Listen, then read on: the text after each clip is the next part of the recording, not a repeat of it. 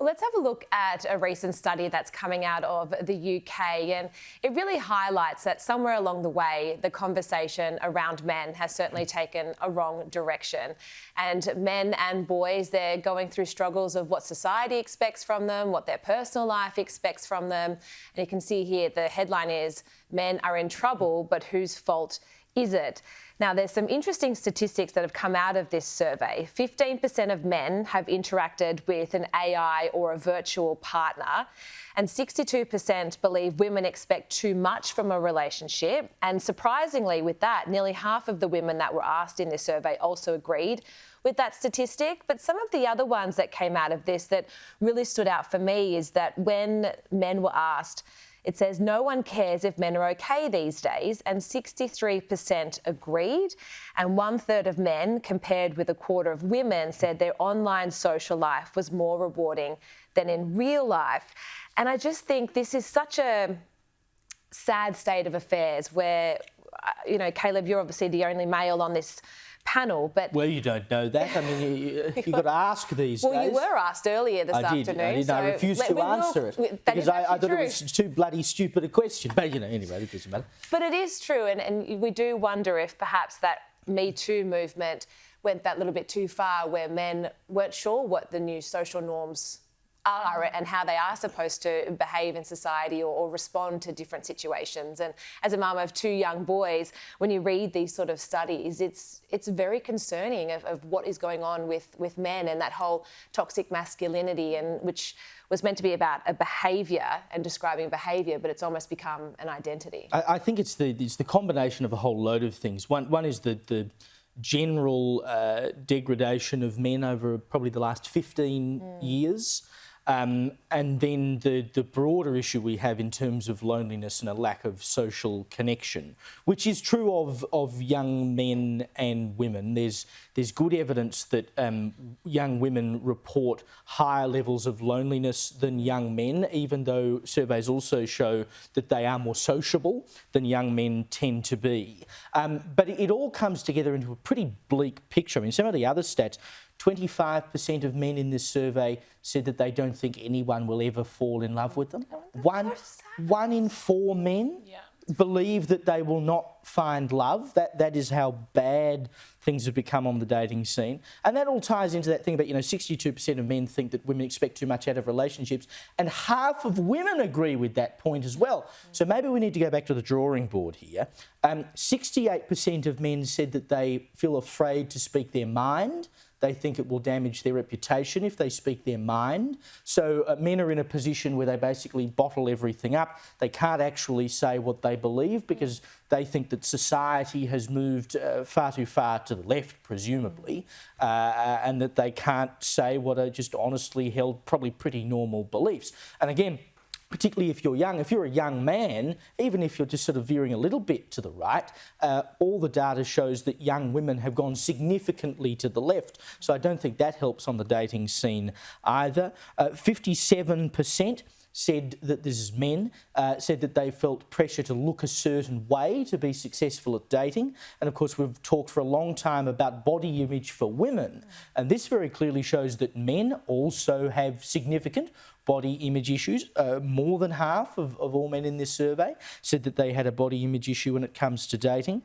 And interestingly, when men were asked, to rank the things that they think makes them a man, both men and women put at the top of their lists being a good friend, which is great, but the third one was providing for a family, which I think shows that young men in particular even still have this innate thing that they want to be providers and they want to have a family to look after. And the survey also showed that men are becoming more sensitive, they want to be more present fathers, and which is all great. But when you look at those dating numbers and you go, so men want to have families and they want to be good dads, but they live in a world now where they don't really know what the world expects of them as a man. They live in a world now where women are less likely to pursue relationships, and you have a whole bunch of men as a result who feel like they're in, pardon the pun, no man's land. I think that's exactly right. And I think when you look at this data and the rates of singleness as well, so men in the prime of their life, 25 to 34, 50% of them are living alone.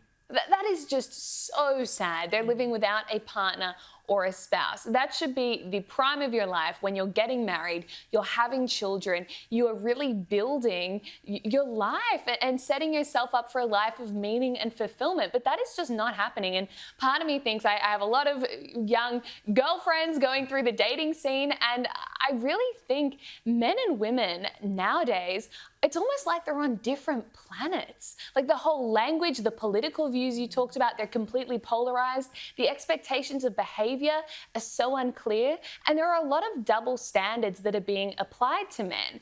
A woman would be deeply offended if a man said, oh, I'm not going to date you because you're fat. But then she'll turn around and say, oh, but my boyfriend has to be over 6 foot tall. Or they'll say, no, I'm a strong, independent woman. I don't need no man. But if you're not earning over $200,000 a year or whatever it is enough for me to stay home, then I don't want you. And so there are these double standards, or it's like, I'm independent, I don't need anyone, but you've still got to pay for everything.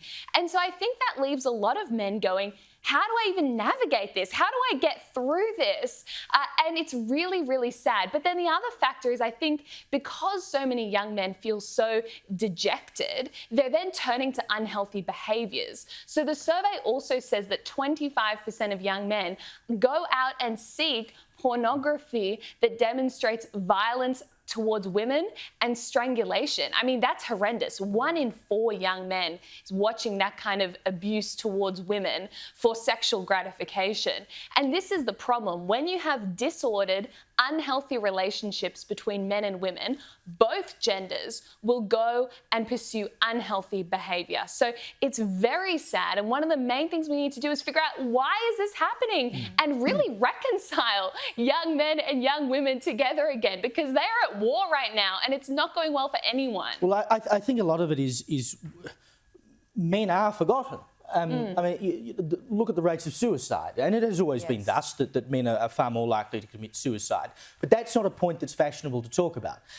Look at education results now. I mean, women go to university far more than men do, and I understand that men are probably more predisposed to doing trades and things like this. But look at school results. Boys are falling behind and girls are picking up. No one seems to want to talk about that. And I think dating apps have totally changed the scene as well, and I think have given immense sexual power to women. Because, of course, you know, it's sort of naturally always been the way that men are randy and women are sort of the gatekeepers of the men who get to do what they want to do. But now women have a smorgasbord of these men and all of them want to sleep with them. And so they can sort it down to like, the most attractive bloke available. It's literally just purely based on appearance before you've even had a conversation. Whereas once upon a time, if you wanted to meet someone, you had to go to the pub or whatever and actually strike up a conversation. You don't have to do any of that anymore. So it's very easy to just sort of disappear into the ether. And also, Caleb, we spoke about this on the Sunday Showdown about how it's now a viral trend that boyfriends are embarrassing. So I think that that's also playing into it as well. I mean, even Mum Dani chimed in on that, saying that he would make sure that there were no cringe boyfriends. So I think all of that also is playing into the issue that we're seeing happening with men, that it's almost seen as an embarrassing element into your life if you have a man.